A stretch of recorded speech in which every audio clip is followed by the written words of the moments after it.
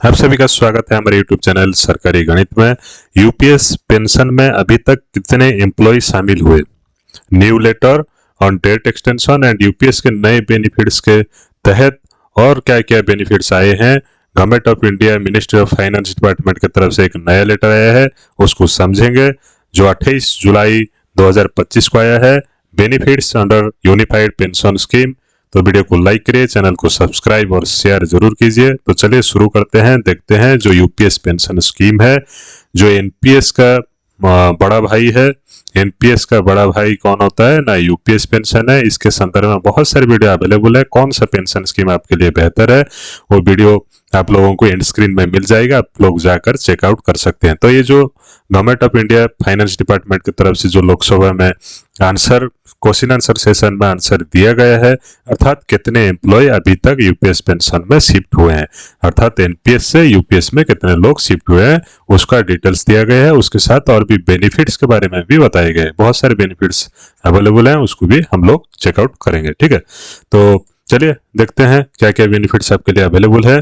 तो क्वेश्चन को पहले समझ लेते हैं, क्वेश्चन क्या क्या पूछा गया है जो कि लोकसभा में।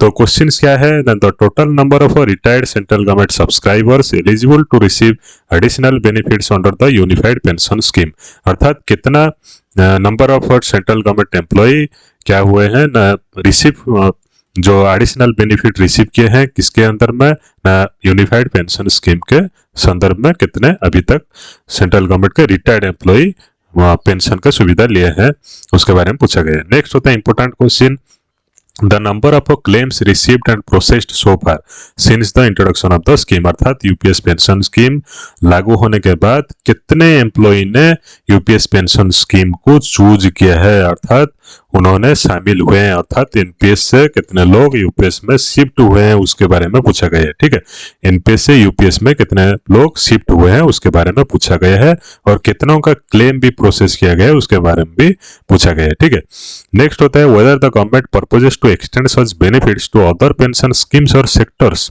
इन नियर फ्यूचर, अर्थात यूपीएस जो पेंशन स्कीम है central government state government employ के लिए किया गया है, लेकिन उसको पूछा गया है कि यूपीएस पेंशन स्कीम जो गवर्नमेंट एम्प्लॉय के लिए है अदर देन गवर्नमेंट एम्प्लॉय को अवेलेबल नियर फ्यूचर में होगा या नहीं, अर्थात उनका जो पेंशन अर्थात पब्लिक सेक्टर वालों को मिलेगा या नहीं, अदर बेनिफिट अदर किसी के लिए मिलेगा या नहीं, तो उसका बेनिफिट के बारे में पूछा गया है। ठीक है, तो उसको भी हम लोग देखेंगे।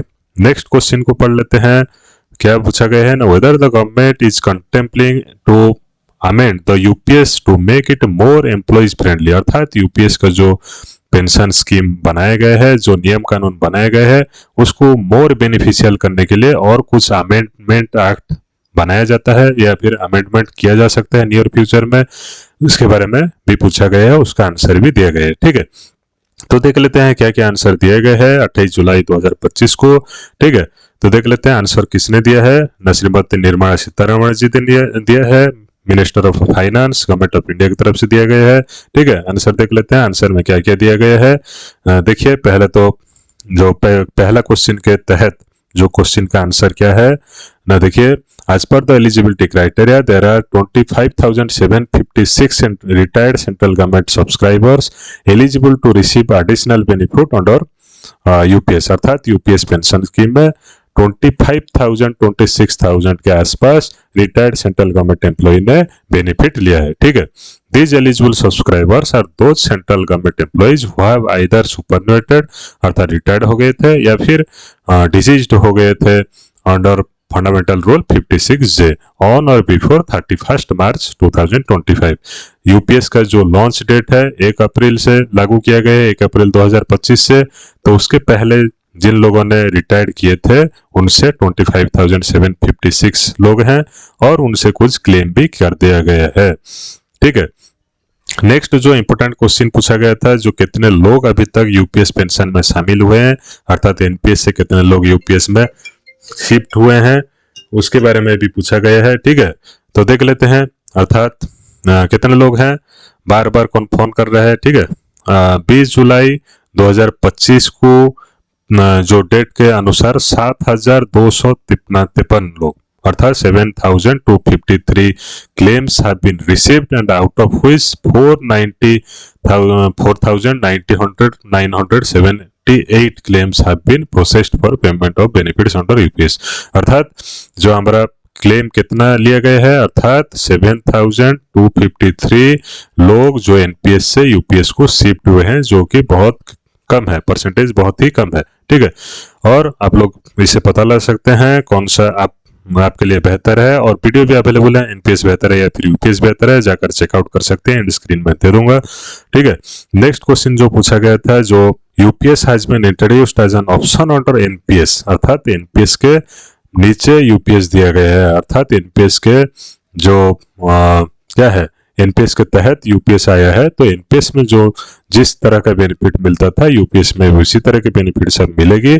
उसके साथ साथ जो यूपीएस बनाया गया है, किसके लिए बनाया गया है, ना गवर्नमेंट एम्प्लॉय के लिए बनाया गया है। ठीक है, सेंट्रल गवर्नमेंट या फिर स्टेट गवर्नमेंट एम्प्लॉय के लिए बनाया गया है। There is no proposal under consideration to extend such benefits to other pension schemes और सेक्टर्स, अर्थात किसी और पेंशन स्कीम या सेक्टर के लिए बनाया नहीं गया है। ठीक है, अर्थात पब्लिक सेक्टर के लिए नहीं है, सिर्फ गवर्नमेंट एम्प्लॉय के लिए यूपीएस पेंशन स्कीम है, उसको लिखकर दिए हैं।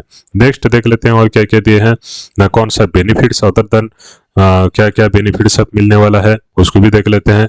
तो पहला तो जो बेनिफिट्स आप लोगों को मिलने वाला है, एक्सटेंड डेट, अर्थात 3 महीने का डेट एक्सटेंड हुआ है, 13 सितंबर 2025 तक आप एनपीएस से यूपीएस को शिफ्ट हो सकते हैं, जो डेडलाइन है कितना, ना 30 सितंबर 2025। The government has extended the benefit of retirement gratuity and death gratuity also, अर्थात जो पहला बेनिफिट क्या है, ना retirement gratuity and death gratuity भी दिया जाएगा यूपीएस के अंडर में। ठीक है, उसके बाद और क्या दिया जाएगा, ना government employee who opt for UPS under NPS are eligible for availing benefits under CCS pension rules, अर्थात जो सीसीएस का पेंशन रूल है, उसके साथ सीसीएस का एक्स्ट्रा ऑर्डिनरी पेंशन रूल 2023 है, उसके तहत जो, अर्थात अगर किसी का डेथ हो जाता है एनपीएस में तो फैमिली पेंशन मिलेगा, वैसे ही वो यूपीएस में अगर किसी एम्प्लॉय का डेथ हो जाता है तो ऑप्ट करने पर उसको सीसीएस के तहत ओल्ड पेंशन अर्थात फैमिली पेंशन मिलने की आसार को बताई गई है। ठीक है, नेक्स्ट जो बेनिफिट है, जो एनपीएस में जिस प्रकार का टैक्स बेनिफिट मिलता था, इनकम टैक्स बेनिफिट मिलता था, वैसे ही यूपीएस पेंशन में इनकम टैक्स का बेनिफिट भी दिया गया है। ठीक है, तो बहुत सारे बेनिफिट दिए गए हैं। यूपीएस के वीडियो, बहुत सारे UPS NPS related video available है चैनल में, जाकर देखिए, वीडियो को लाइक करिए, चैनल को सब्सक्राइब और शेयर कीजिए। ठीक है, तो और जब अगर कुछ क्वेरी है, आप लोग वीडियो में अंदर में कमेंट सेक्शन में जाकर आप लोग कमेंट कर सकते हैं, और हम लोग डिस्कशन करेंगे कौन सा बेहतर है और आपके लिए कौन सा बेहतर है, उसको भी डिस्कशन करेंगे। धन्यवाद।